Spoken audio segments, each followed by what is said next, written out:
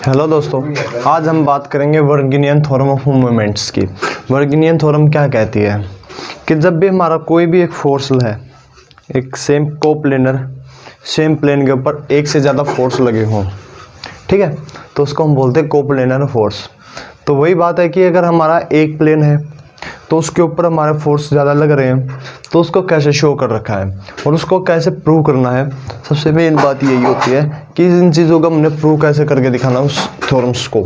अगर हमारी थ्योरम्स को अगर हम समझ लेते हैं तो ये बेसिकली जो न्यूमेरिकल में आती हैं चीज़ें, इसको कैसे सोल्व करना है, कैसे वहाँ से फोर्स निकालना है, एंगल निकालना है या अदर रिजल्टेंट निकालना है, तो हम उस फोर्स को कैसे निकाल लेंगे। तो वही मेन फंक्शन होता है इन थ्योरमों का जो प्रूव करते हैं हम। तो फर्स्ट बात हमारी यही है कि इसकी जो स्टेटमेंट है वो क्या कहती है, उसके अकॉर्डिंग हम कैसे काम करेंगे। तो पहले वो पढ़ लेते हैं। It state that if A number of coplanar force, यानी कि एक कोप्लेनर, कितने नंबर ऑफ कोप्लेनर भी हो सकते हैं या फिर नंबर ऑफ फोर्स भी हो सकते हैं, तो उसके ऊपर हमारे कितना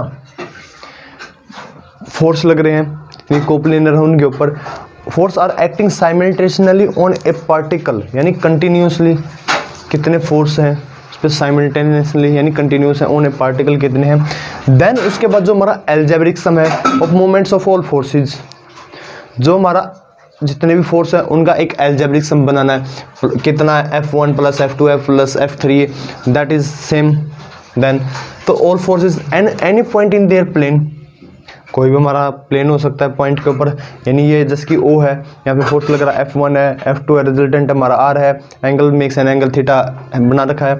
तो प्लेन आर इक्वल मोमेंट्स किसके इक्वल होती है, जो हमारा अलजेब्रिक सम है पूरा टोटली किसके इक्वल मोमेंट्स होती है।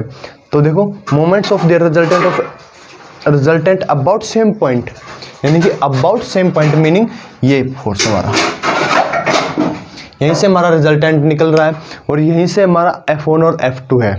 तो ये सबसे मेन फंक्शन है कि जब हमारा रिजल्टेंट हमारा सेम है, ठीक है, तो उसके बाद हमारा जो प्रूव करनी होती है क्या चीज़ है, जो फॉर्मूले के अंदर दे रखे हैं, प्लस ये भी होता है जैसे कि F1 प्लस F2 कितने फोर्स हमारा अकॉर्डिंग लग रहा है।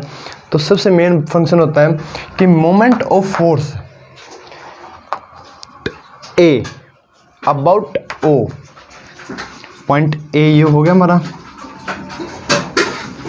ठीक है, अबाउट ए इस पॉइंट के according is equal to moment of force P and Q about point okay, P and Q about point okay according. हमने इसको प्रूव करना है, ठीक है। प्रूव करने के लिए हमारे पास ज़्यादा इतनी वो है नहीं कि राम गाथा मतलब बोले, तो बस सिंपल सी है कि जो इजी हो सके हमारे लिए। तो सबसे मेन बात है कि मोमेंट ऑफ फोर्स P, जो हमारी P है ये फोर्स है, अबाउट पॉइंट O इस पॉइंट के अकॉर्डिंग हमारी क्या है कि इसमें देखो ट्रायंगल बन रही है हमारी AOB, ये जो ये पॉइंट है हमारा ट्रायंगल बन रही है, ट्वाइस इसका डबल होएगा, ठीक है, जो हमारी ट्रायंगल इसका डबल होएगा। वो ट्रायंगल कैसे डबल होएगा ये फंक्शन समझो कैसे होएगा कि एक कोई भी राइट एंगल ट्रायंगल ली हमने, ये ले ली, ठीक है, इसको मान लिया मैंने 4 और इसको मान लिया मैंने 7, ठीक है। अगर जब मैं इसका निकालूं कोई भी चीज़ तो क्या होएगा 28 आएगा, ठीक है, 28 आएगा जब हमने इसको निकाला, मल्टीप्लाई किया इस चीज़ को 4 7, ठीक है, परपेंडिकुलर और फोर्स, ठीक है, दोनों चीज़ को मल्टीप्लाई किया 28 आया। अब इसका डबल कैसे हुआ कि जब हमारा एक फॉर्मूला था जो एरिया होता 1/2 equal to beam multiply by H, base multiply by height या परपेंडिकुलर, ठीक है। अगर मैं इसको 1/2 बेस कितना 7, हाइट कितनी 4, अगर मैं इसको काट देता हूँ 2 तो कितना 14, तो यानी कि जिसको मैं 2 से मल्टीप्लाई किया तो कितना आया 28, ठीक है। तो ये 28 आया, तो यही 28 ये आया, यानी कि इसका डबल हो गया। हर इस ट्रायंगल का हमारा जो ये ट्रायंगल बनी है इसका डबल हो गया, तो ट्वाइस हो गया। तो सेम प्रोसेस यही है कि हर एक जो जितनी भी हम ट्रायंगल लेंगे क्यू के अबाउट में फोर्स क्यू आर और रिजल्टेंट के अकॉर्डिंग, दो फोर्स और एक रिजल्टेंट के अकॉर्डिंग, उन दोनों का सभी का ट्वाइस होएगा।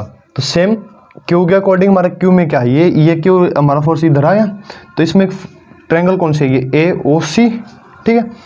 अब आर रिजल्टेंट हमारा आर तो ये है, इधर देखो हमारा क्या होगा ए ओ डी, यानी कि इधर का प्रोसीजर देखना हमने अभी फिलहाल, इधर का कुछ नहीं है, जितना हमारा इस पॉइंट के टर्निंग मूवमेंट पे देखना, इस पॉइंट से हमारी क्या क्या चीज़ बन के जा रही है। तो सबसे मेन बात ये है। तो देखो ट्रायंगल ए ओ डी ये पूरी होगी, हमने चेंज इस चीज़ को दिखाना है क्योंकि ये तो हमारे पास सेम है, इसका तो कोई नहीं, लेकिन इसमें क्या वेरिएशन, क्या प्रोसेस होती है आगे वो देखने की। जब हमारी ए ओ डी है ये चीज़, तो हमने इसमें दो ट्रायंगल बनती है हमारी ए ओ सी और ए सी डी।